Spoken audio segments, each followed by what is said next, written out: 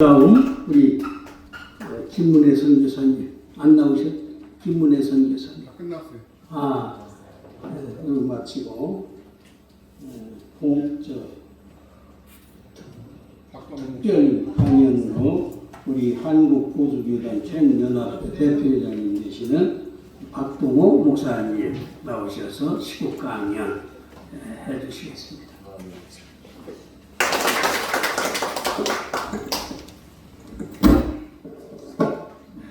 준비 좀 해야 될 것 같습니다.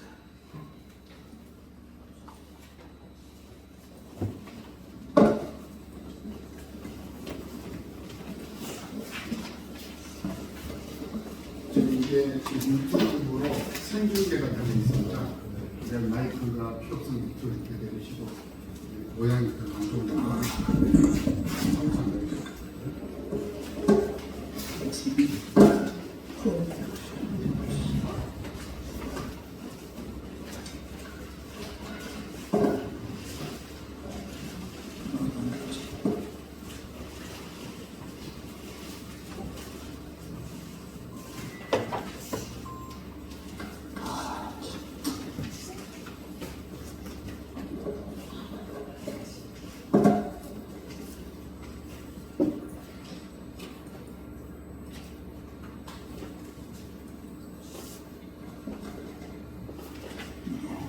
핸드 마이크 잡으시고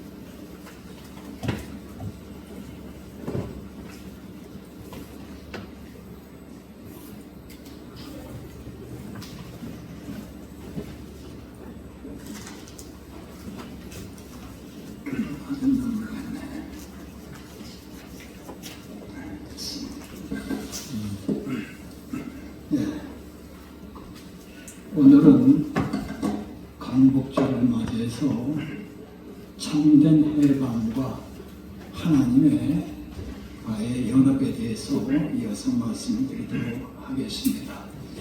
시간 관계상 많이 지체됐습니다만 그러나 이런 순서대로 가야 되기 때문에 어쩔 수가 없고 원래 이게 1시간짜리 강의인데 홍배장님 분께서 전화오셔서 30분에 맞아들여서 30분으로 줄이다 보니까 많은 무리가 좀 있었습니다.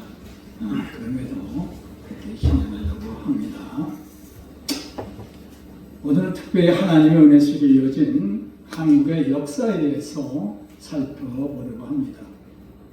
우리 민족은 오래전부터 하나님의 특별한 은혜와 관심을 받아온 민족입니다. 이것을 말씀드리기 앞서 미리 말씀드릴 일이 있습니다. 이제 우리는 고대사부터 현재까지의 과정에 특히 이스라엘의 역사를 듣게 되실 겁니다. 그럼 왜 8.15 강복에 대해서 안 하고 다른 소리를 하는가 의문을 가지실 분이 분명히 계실 겁니다. 그래서 미리 말씀드리는 겁니다. 그 모든 말씀들이 다 우리 8.15와 연관이 됩니다. 그래서 말씀드리는 것이기 때문에 끝까지 들어주시기를 바랍니다. 특별히 하나님의 은혜 속에 요즘 우리 한국의 역사를 보면 창세기 10장 25절에 보면 노아의 후손 셈의 계보 중에 에벨의 아들 욕단이 등장을 합니다. 일부 성경적 해석에서는 고조선 그러니까 당군조선의 계보가 이와 연결된다라고도 보기도 합니다. 또 유대인과 우리 한국 민족이 아벨로부터 갈라져 나온 것이라는 해석이 전해지고 있습니다.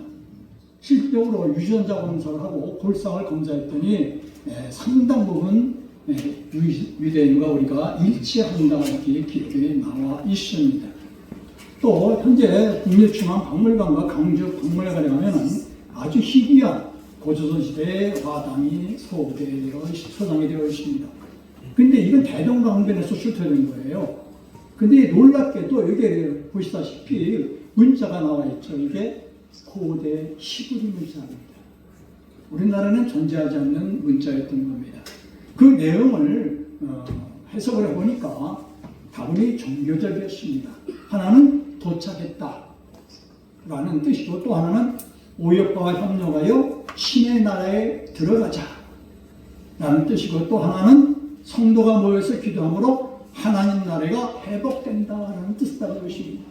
이건 저희가 임의적으로 해석한 것이 아니고, 당시 이 문자가 특이한 것이 시부리 문자 중에 대략 BC 1000년경에 사용되던 문자라고 합니다. 그러면 그 당시에 이 문자를 누가 썼는가? 바로 야곱의 12지파만 사용하던 문자라는 겁니다. 이건 역사학적이니까 분명한 것이겠죠. 또 그 사용 시기가 성경상에서 갑자기 사라진 단지파의 소멸 시기와 비슷하게 딱 들어맞는다는 겁니다. 우연찮게.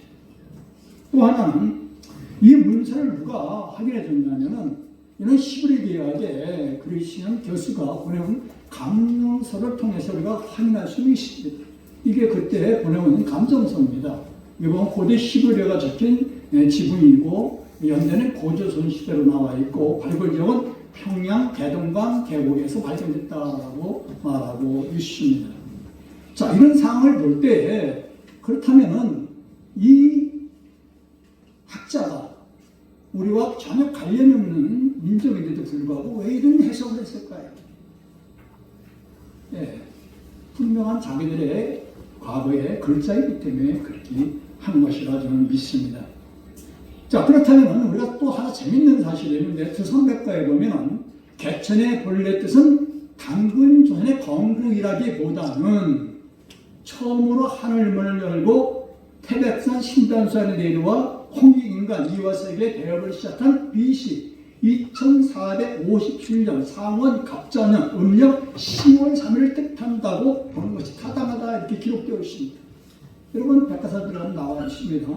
그럼 이 날이 어느 날이냐? 바로 노아가 담에서 나오는 시기입니다. 이런 시각은 한국의 역사와 성경의 시간표를 연결하는 시도석에서 나오는데, 이게 우리 기독교에서 연결한 게 아니에요.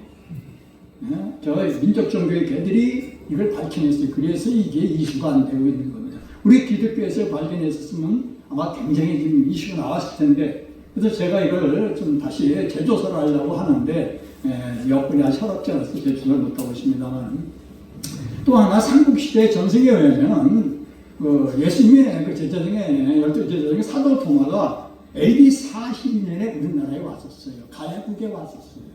와서 복음을 전했어요. 이것은 사도 바울이 AD 45년에 선교 시작했거든요. 사도 바울보다 3년이나 앞서서 이 땅에 복음이 들어온 겁니다. 그러니까 우리나라가 전 세계 최초 기독교 국가입니다. 이게 하나님의 역사가 아니겠습니까? 또 뿐만이 아닙니다. 이 도마가 또 희한한 일을 했어요. 당시에 인도 아유타비의 공적 호황옥을 데려다가 그 당시에 가의 시조 김수로 왕과 중매를 했어요. 그럼 결혼식으로 올립니다. 그래서 AD 48년 음력 7월 27일 날 김해에 도착하고 저녁에 결혼식을 했어요. 그래갖고 이 호황옥은 거듭왕을 돼서 10명의 아들을 낳았습니다. 혹시 이 자리에 김해리 씨 계시면 아멘 해보세요. 그러면 김해호 씨 계시면 아멘 해보세요. 김해호 씨는 안 계시네. 바로 이 두 분의 시조모입니다. 자, 그렇다면 분명히 우리나라가 보통 나라는 아니죠. 분명히 하나님의 특별한 섭리가 있었던 겁니다. 또 하나, 그 외에도 하나님께서 수많은 종들을 이 땅에 보내 복음의 씨를 뿌리셨는데 시간 관계상 생략을 하겠습니다. 그러나 그 과정에 많은 순교자들이 있었습니다만 그 이후에 우리 한국계가 신앙의 유산으로 오늘날에 여기까지 와 있는 겁니다. 아멘. 또 하나님께서 이슬만 박사를 들어 사용하셔서 재헌국회에서 먼저 하나님께 기도합시다. 아멘. 기도로 시작한 민족입니다. 아멘. 이 나라 국회가 재헌국회, 기도로 시작한 국회입니다. 아멘. 이는 우리 국가의 기초가 하나님 은혜 안에 세워졌다는 것을 말하고 있는 거 아니겠습니까? 네. 그런데 오늘날 이 하나님의 은혜로 세워진 이 대한민국의 뿌리를 성도립제에 흔들려는 세력들이 존재합니다. 우리는 그러한 이유 앞에서 이 나라를 지키고 하나님의 뜻이 이 땅이 이루어지도록 기도하고 행동해야 하는 것입니다.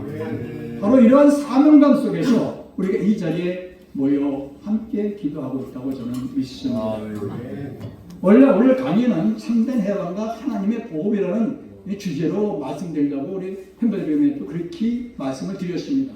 근데 도저히 강의 시간 30분에 맞추려니까 안 돼요.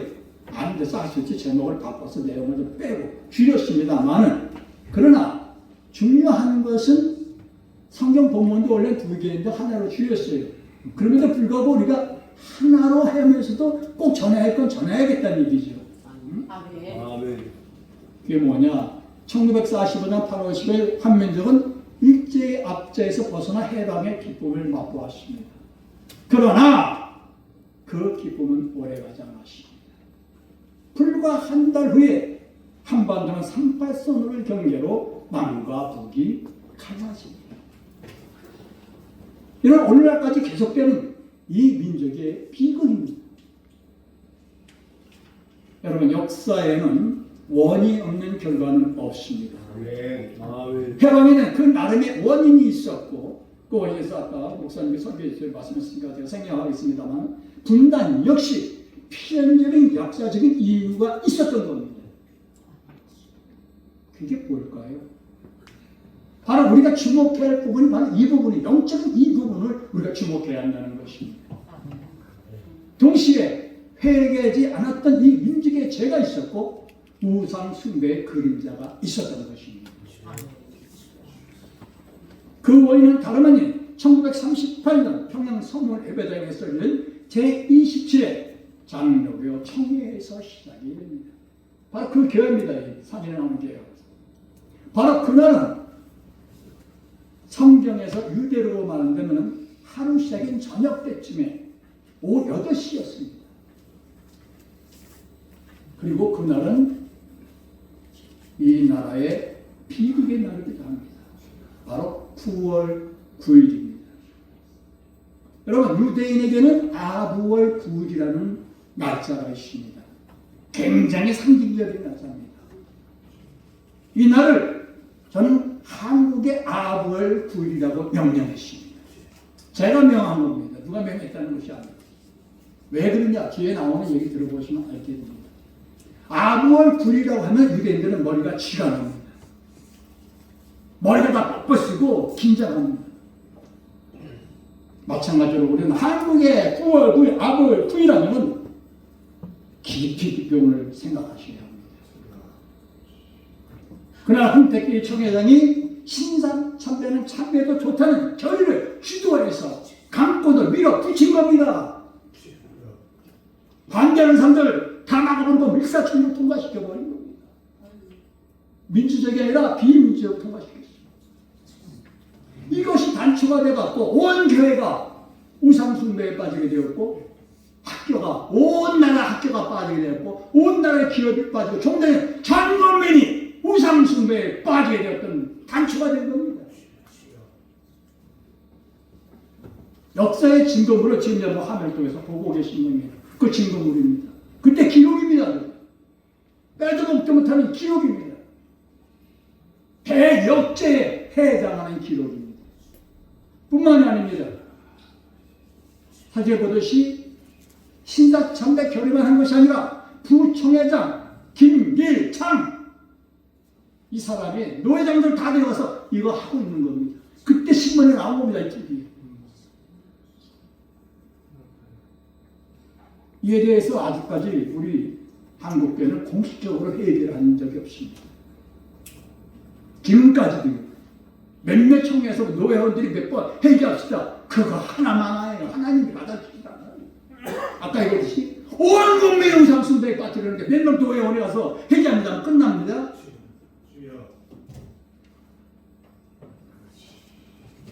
이 내용에 시간 내에서 많이 필요해서 생략을 합니다만, 목회자들의 기도방을 제가 만들었어요. 이 탄핵 때문에.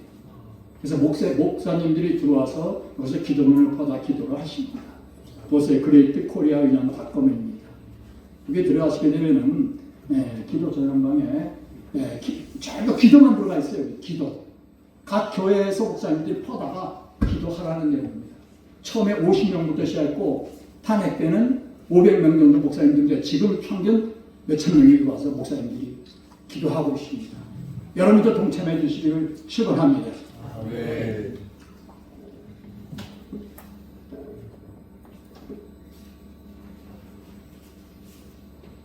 모든 건 원인이 있고 결과가 있습니다.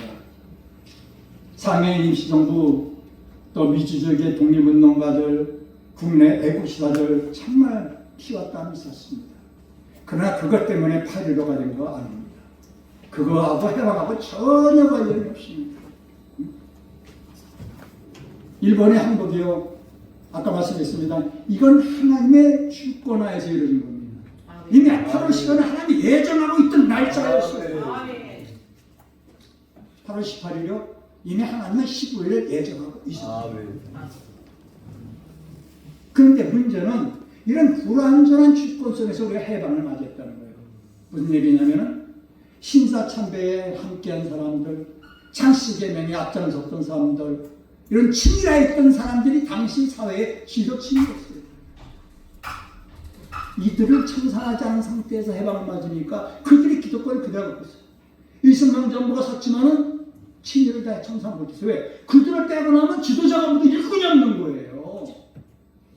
이게 우리나라 비극입니다. 전혀 준비되지 않은 상황에서 뜻밖의 해방을 맞이한 겁니다. 8.15는 하나님의 깊으신 경륜 속에서 이 민족을 해계시켜서 구원시키는 하나님의 깊은 뜻이 있었어요. 근데 안타깝게도 이것을 헤아리는 종들이 없었어요. 준비되지 않은 해방, 미수에 의한 분단이 이루어지게 되고 1945년 8월 15일 이 환호는 삼팔선에 갈라진 한반이 현실 앞에서 그냥 한숨으로 변하고 마옵니다. 이것은 단순히 정치 사건이 아닙니다. 하나님의 영적 경고의 날이었던 겁니다. 바로 그날이 한국의 아부월 9일이라고 제가 말하고 있는 것입니다. 여러분, 우리는 기억해야 합니다. 무슨 날이라고요? 아부월 9일. 이제 여러분이 몇 번 하셔야 합니다.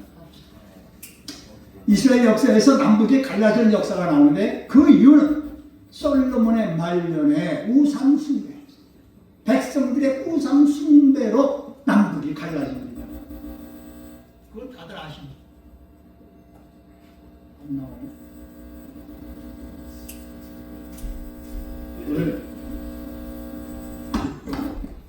오늘 램프가 나와요? 이스라엘이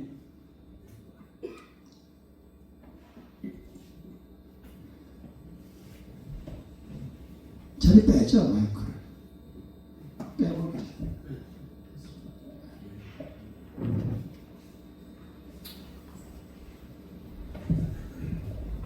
하나님께서 솔로몬의 천번제와 솔로몬 성전을 굉장히 기뻐 받으십니다.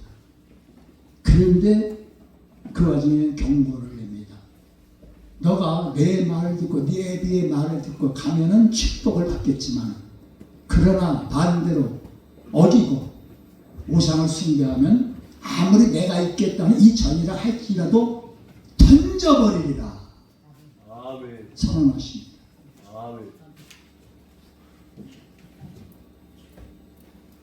그런데요, 그때 하나님께서 이미 나라를 가려겠다고 경고했는데 솔로몬이 늙음하게 별로 안 좋은 결과를 만들어내고 말았어요. 그런데 한번 갈라진 나라는요 쉽게 하나가 되지 않습니다. 우리나라 이거요 잘 생각하셔야 돼요. 보세요. 이스라엘 역사요. 이스라엘이 분단해서 주권해갖고 통일되는데 2870년이나 걸렸더라고요. 하루아침에 이루어진 게 아니에요. 열왕기상 11장 11절에 보면 내가 나의 언약과 내가 네게 명한 법들을 지키지 아니하였으니 내가 결단코 이 나라를 내게서 빼앗아 내 신복에게 주리라. 하나님께서 이미 경고하신 대로 나라를 찢어 발린 겁니다. 남북으로 갈린 겁니다. 북에 10지파, 남쪽에 2지파. 이스라엘은 우리가 흔히 말하지 단에서 부활세력까지 아닙니까? 밑에 이 예루살렘 빼놓고 위에를 다 좋은 옥토는 다 북쪽에 가져갔어요. 그리고 그 나라를 르호보암과 여로보암의 갈등이 벌어집니다.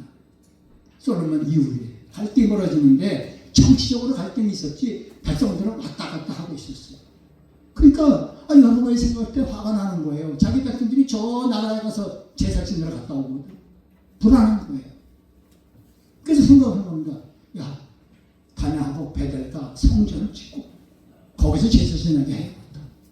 그래서 다나하고 베델에다 성전을 만들고 우상단지를 세웁니다. 그게 아론이 했던 거, 모세 때 했던 거 뭐가 있죠? 금송아지. 금송아지를 만들고 이게 여호와다. 여기다 제사 지내라 하고 실제 제사 지납니다. 그 선포합니다. 그 날이 딱 8월 15일입니다. 성경 보세요. 딱 한 번 나와요. 8월 15일. 다른 날 없습니다. 베델게야 뱀에 그 당을 세우고 제사를 선포하고 한 공식적인 날. 이 날이 이스라엘 남각으로 갈라진 날입니다. 8월 15일. 오늘날 정치인들이 늘 사용하는 언어가 뭐죠? 국민의 이름으로. 국민을 위하여 등등하죠. 얘들 여로보암이 뭐라고 그랬어요 지금?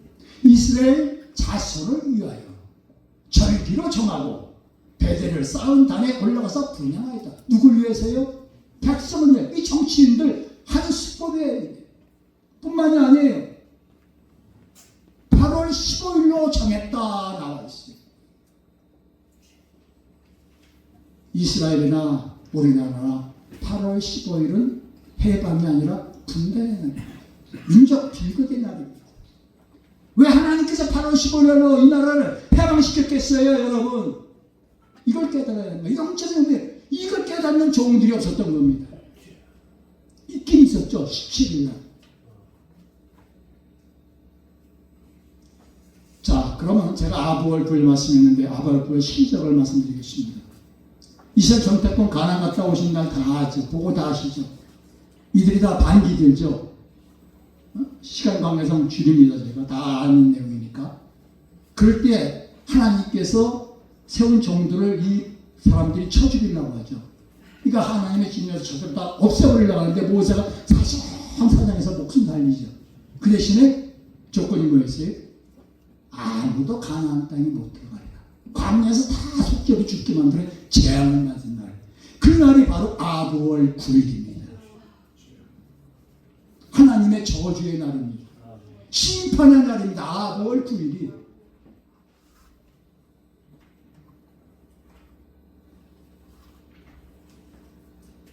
이것이 비극의 시작이었던 겁니다. 이것을 유대인들은 티샤 베아브라 이렇게 부릅니다. 해보자. 티샤 베아브. 이거 해석은 조금 이따 하겠습니다. 중요한 것은 솔로몬 성전을 하나님께 바쳤을 때 하나님께서 하신 말씀이 너희가 너희 자신이 나를 따르지 아니하고 내가 너희 앞에 둔 나의 계명과 법들을 지키지 아니하고 가서 다른 신을 섬겨 그것을 경배하면은 뭐라 했어요? 내가 이스라엘을 너희 준 땅에서 뭐라고 했어요? 끊어버릴 것이요. 내 이름으로 내가 거룩하게 구별한 이 성전이라 할지라도 뭐라고요? 내 앞에서 던져버리리라. 이게 실제 일어납니다. 누구에게요? 느부갓네살, 바벨의 느부갓네살 왕에서 실제 이 날이 일어납니다. 그래서 솔로몬 성전이 파괴가 됩니다. BC 586년에. 근데 이 날이 어떤 날이냐? 역시 해보세요. 아부월 9일. 우연이 아니죠? 우리가 잘 아는 헤롯 성전도 마찬가지입니다. 주님께서 예고하셨죠. 로마 디도 장군이 에루살렘을 함락하고 성전, 헤롯, 그 당시에 수르바벨 성전을 재건한 겁니다. 이걸 파괴합니다. 현재는 그 자리에 691년에 이 사진에 보이는 황금 사원이 서 있어요. 황금 사원은 저 이슬람 사원입니다. 근데 이 헤롯 성전이 부서진 그 날도 역시 어느 날이라고요? 아부월 9일. 우연일까요?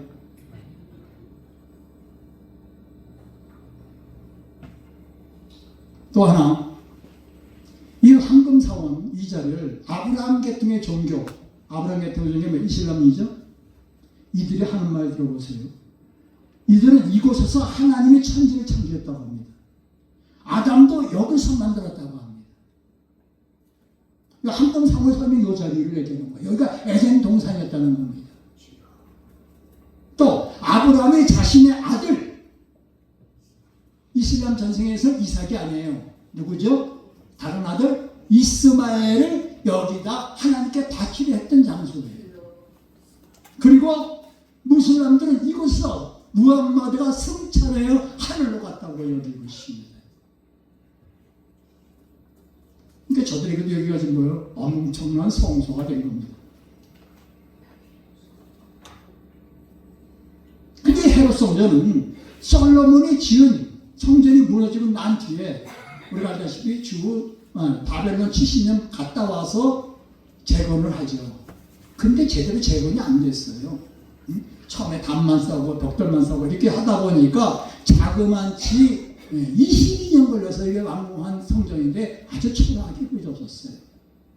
그래서 헤롯이 이걸 재건한 겁니다. 왜? 헤롯은 유대인이 아닙니다.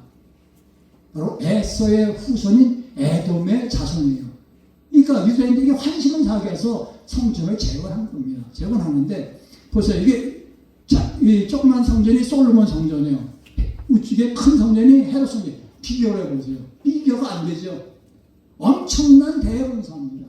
엄청나게 잘 됐어요. 자, 그 정전의 이 기초 터입니다. 돌들 보세요. 사각돌. 이 돌이 얼마나, 크기가 얼마나 보세요. 여러분 상상해 볼 때. 우리나라 봐, 이런 상상하시면 답이 안 나와요. 어느 정도냐? 실제 보겠습니다. 어디죠? 통곡의 벽이죠. 그 벽입니다. 보세요. 돌 하나가 사람만 해. 그 당시에 어떻게 이런 돌을 어디서 나르다 이렇게 세웠는지 납득이 안 가요. 어마어마한 공사입니다. 엄청난 대공사를 했는데, 그러니까 그 당시에 예수님 당시에 와서 자랑하잖아요. 선생님 상에 보세요. 얼마나 멋지고 아름답습니다. 성전. 그러니까 주님 뭐라 해요? 이놈들아, 이 성전에 돌 하나도 제대로 남지 않아요. 그러면서 경고하죠. 그날이 올 때, 그 환란이 올 때 뭐라고 합니까? 하나도 돌이 안 남지만 그때가 되면 하나도 여기 들어오지 마라. 다 도망가라 그랬어요.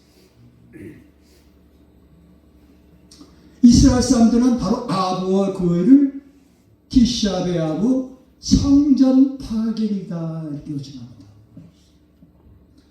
솔로몬 성전에서는 이날 다 파괴되십니다. 그리고 이날은 그냥 안 지납니다. 해야 할 금지사항이 있어요. 그 금지사항에 이들은 지킵니다. 12가지가 있는데 시간 관계상 생략하고 하나만 기억하시면 이날 이 사람들은 유대인들은 성전 파괴일날 토라를 읽는 것이 금지됐어요. 그럼 뭘 읽냐? 에레미야의 애가 혹은 욥기를 읽습니다. 그리고 또 하나 이런 책 베알라트 하셈 하나님의 영광이라는 책을 읽습니다. 근데 얼굴은 어떻게 했어요? 가리죠. 근데 어디서 읽느냐? 이렇게 읽습니다. 조그만 의자 앞에 앉아놓고 읽습니다. 큰 의자 못 앉습니다. 왜? 겸손하라 이겁니다. 그래서 어떤 사람들은 좀 등치가 있는 사람들은 안 어울리겠지만 그렇게 합니다. 또 그녀는 가죽실을 못 신습니다. 왜? 가죽실을 멀리 못 가게 해요. 그래서 어떤 사람들은 맨발로 다니는 사람들도 있습니다.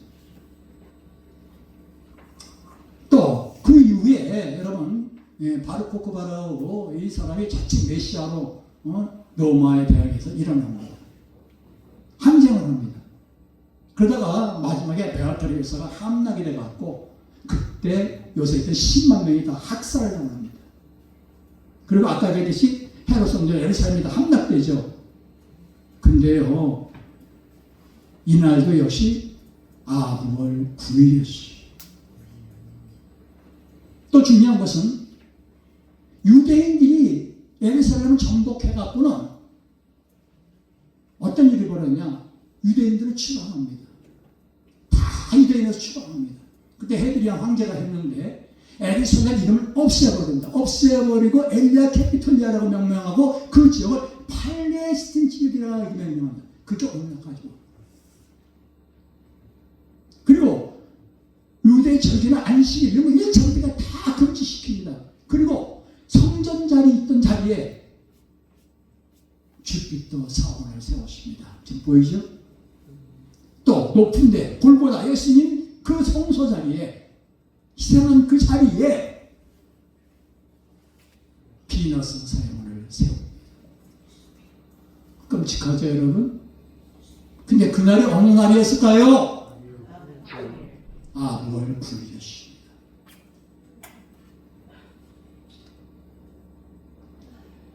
시간이 너무 자꾸 가서 갑니다만 벌써 30분이 됐는데 어떡할까요? 네, 빨리 끝내도록 최대한 하겠습니다. 이 나라에 대해서 예수님께서 예고했죠. 큰 환란이 앞으로 올 테니까 성으로 들어오지 말고 나서 산으로 도망가라. 그때 예수님 말씀 듣는 사람들은 살았습니다. 소수죠. 남은 사람들은 에르사람에 다 모인 거예요. 왜? 에르사람이 든든하거든요. 들어가면 안전하거든요. 근데 기도가 어떻게 합니까? 성벽을 넘을 수가 없으니까 바깥에서 흙을 싸갖고 올라가. 성읍까지. 그리고 점령해갖고 그 학살을 다 합니다. 성전 한 돌아다니는 다 없애버립니다. 그때 그 안에 있던 백성들이 어떻게 됐겠어요? 그 조그만 성 안에 그 당시에 마침 6월절을 맞이하고 전 세계에 있던 유대인들이 몰린 겁니다. 몇만 명이 120만 명. 가만 놔둬도 죽게 돼 있어요. 왜? 먹을 게 없잖아. 첫째, 먹을 게. 사람이 죽었고 애가 먼저 있잖아요. 애 잡아먹었어요. 실제 됐습니다, 여러분. 이때 생긴 인원이 120만 명이에요. 예수님이 전후 듣고 후 듣고 그런 환란이 없겠다고 예고했죠. 그래서 6월절과 해방을 다시 우리 생각해 볼 필요가 있어요.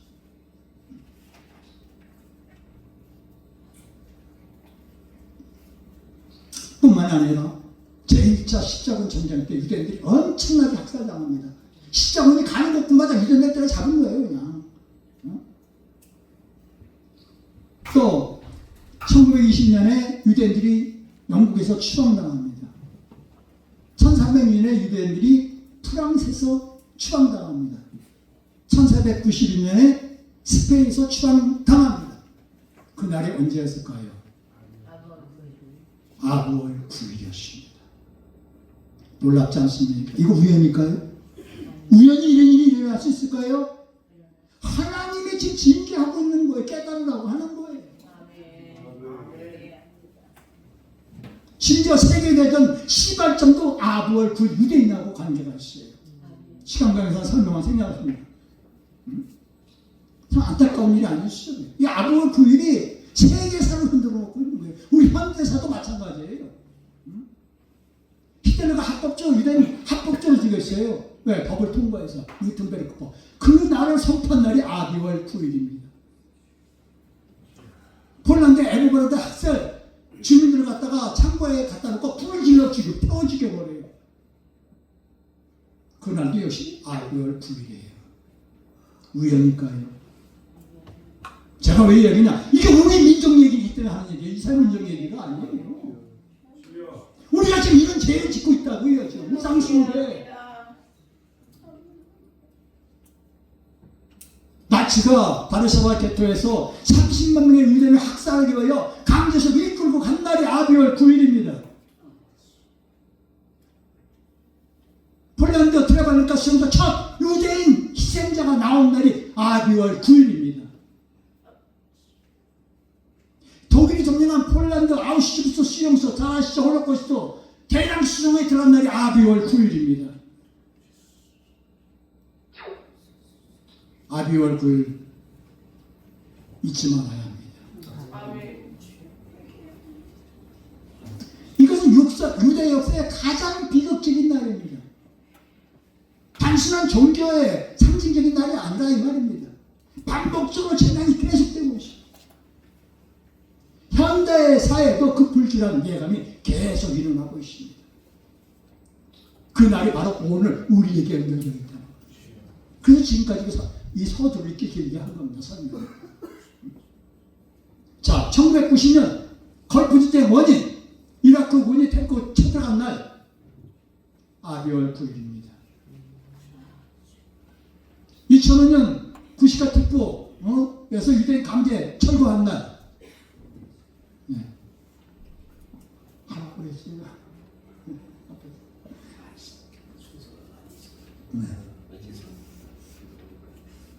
이날도 역시 아비월 9일인데 우리 한국으로 아무것도 하지도 않았는데 어떻게 할까요? 네.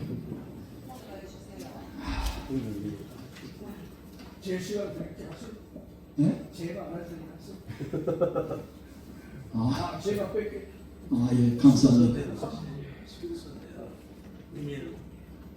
예, 앞에 분이 시간을 많이 쓰셔갖고 시간이 쫓기는 걸 저도 압니다만은 전 이게 강사님이 하시라고. 시간 주신다고 하시라고. 얼마예요? 10분 하세요. 여기 그래서 조금 질서 있이 문제 없게 이렇게 해야지. 아니 사회자 권한이 아니죠. 대중이 하시는 게 그렇게 아니 하시는 대표회장이 어떻게 했습니까? 그냥 진행하세요. 진행하십시오. 저요? 네. 네, 알겠습니다. 정리해서 마무리하십시오.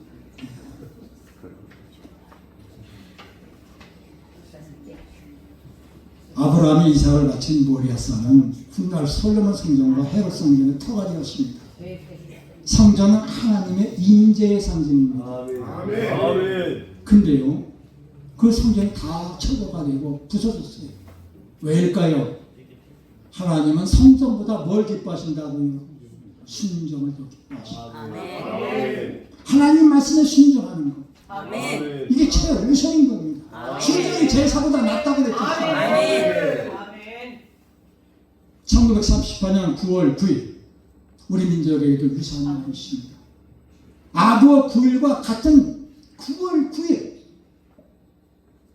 한국교회가 28차 총회를 열어서 신사천배를 결의하고 아니면 앞에 말씀드렸습니다만 7년 만에 드디어 소망하던 8월 10일 광복을 맞이했습니다. 그러나 영적으로 부재했습니다. 앞에 얘기했듯이 하나님의 뜻을 알려고도 하지 않았습니다. 그때 17일 날 신사천배 반대다 감옥에 있던 분들이 나오십니다. 한 70여 명이 들어갔다가 다 순교하시고 17명만 나왔어요. 그분들이 나오셔갖고 어디 갔느냐? 집으로 가지 않았어요. 장대인께서 분할한 산자인교회에 가서 금식을 합니다. 금식 기도하고 나와서 딱 일성이 뭐냐? 신사천배 주도한 목자들은 회개를 합니다. 아멘. 신사천배 회개하는 게 천일성이 이게 바로 강목적 메시지였던 겁니다. 아멘. 한국교회가 이걸 안 받아들였어요. 도리어 핑계를 대고 우리도 한국교회 지키기 위해서 할 만큼 하고 애썼다고 핑계만 냈습니다. 이게 오늘 우리 한국교회 똑같은 지금 모습입니다. 이들이 두 달간 그 교회에서 기도하고 나서 밝힌 것이 한국교회의 제사 원칙입니다. 시간 관계에서는 생략하겠습니다만 이건 인터티적으로 나가니까 한번 찾아보시죠. 아무도 이걸 귀담아 듣지 않고 받아들이지 않았어요. 교회의 지도자들이 안 받아들였어요. 그러면 얼마 있다가 고신교단이 분리되고 그게 시발쯤에 돼갖고 기장에 분리되고 통합과 합동이 분리되고 이제 그때부터 이게 분리되는 역사가 일어나기 시작한 겁니다.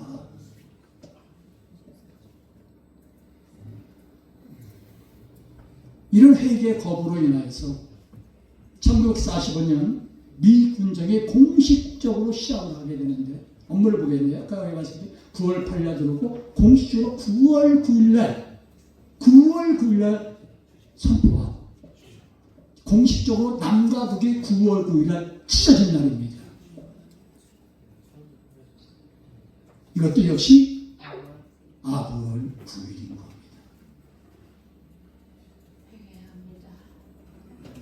북한 정권이 언제 섰다고요? 그들 뭐라 그러죠? 국구절이라고 그러죠. 이것도 역시 아부월 9일입니다. 김일성 동상에 지금 뭐 3만 5천 개가 섰대요.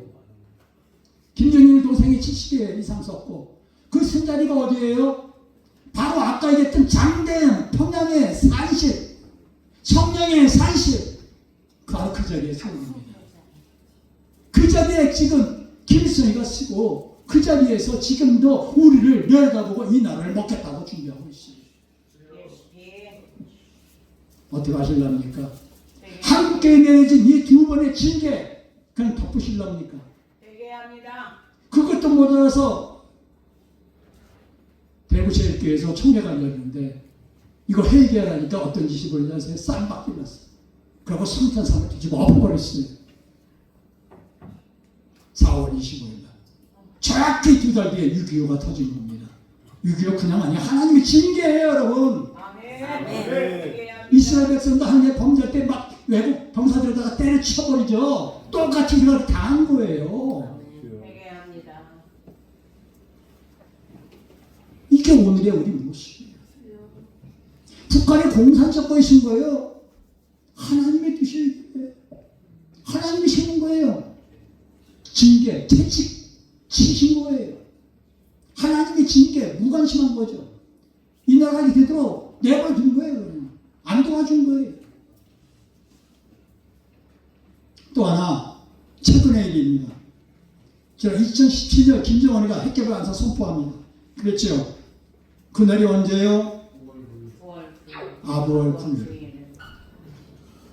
자, 이스라엘 아부월 9일, 우리 민족의 아부월 9일 연관이 없어요? 있습니다. 통일의 대비는 하나님께 계십니다. 아멘. 7회 6월절 밤에 어린 양의 피는 이스라엘을 죽음에서 건졌습니다. 이 시간은 예수 그리스도의 십자가 대속을 예표하고 있는 것입니다. 6월절의 해방. 이 밤은 그들 애굽에서 인도해내심을 인하여 여호와 앞에 지킬 것이니 이는 여호와의 밤이야. 이스라엘 자신이 다 대대로 지킬 것이니라.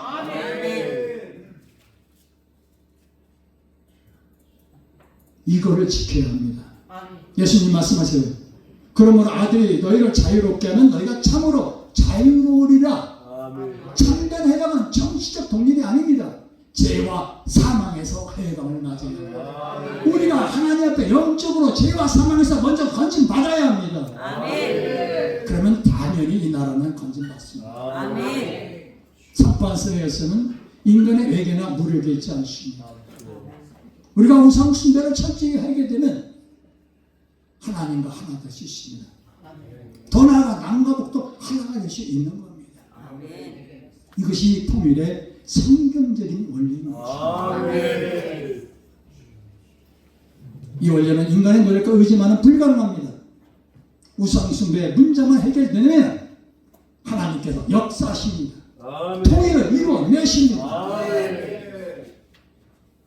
결론은 참된 해방과 통일은 우상 숭배 죄에 대한 철저한 해결을 통해서만 가능합니다. 그래야 하나님께서 우리와 함께 하시는 신령 통치가 이루어지는 겁니다. 샬롬은 단순히 전쟁이 없는 상태가 아니라 하나님의 통치와 의가 실현되는 상태를 말하는 겁니다. 그렇게 되려면 우상 숭배로부터 하나님과의 막힌감을 헐어내야 합니다. 오늘 우리가 할 것은 다른 것 없습니다. 니느웨 성의 백성들처럼 승락광장에 모였던 백성들처럼 하나님 앞에 겸비하여 진심으로 통해 작업하고 죄를 회개하고 그리스도의 십자가 앞에서 하나가 되었을 때 하나님께서 통일의 해방을 주실 겁니다. 여러분에게 부탁합니다. 저는 각 우리 단체 한국교인을 다 대표로 모시다 얘기를 했어요. 우리가 회개해야 된다. 말로는 다 고개 끄덕끄덕합니다. 그건 남의 얘기예요. 자기 얘기 아니에요. 밑에서부터 깨부셔 올라가야 합니다. 아멘. 사랑하는 주님, 다 같이 읽겠습니다. 우리 민족을 하나님 뜻대로 살 수 있도록 구원하여 주옵소서. 원래 찬양하려고 그러는데 시간 내서 넘어가겠습니다. 자, 마지막 이 화면을 보면서 기도로 마치도록 하겠습니다. 주여, 우리의 죄를 용서하여 주시옵소서. 주여, 우리 민족과 교회가 고성신의 멍에서 벗어날 수 있는 은혜를 주옵소서. 다시, 주여, 우리 민족과 교회가 우상숭배의 멍에서 벗어날 수 있는 은혜를 주옵소서. 우리를 위하여 십자가에서 희생하신 예수 그리스도의 거룩하신 이름으로 기도하옵나이다. 아멘. 감사합니다.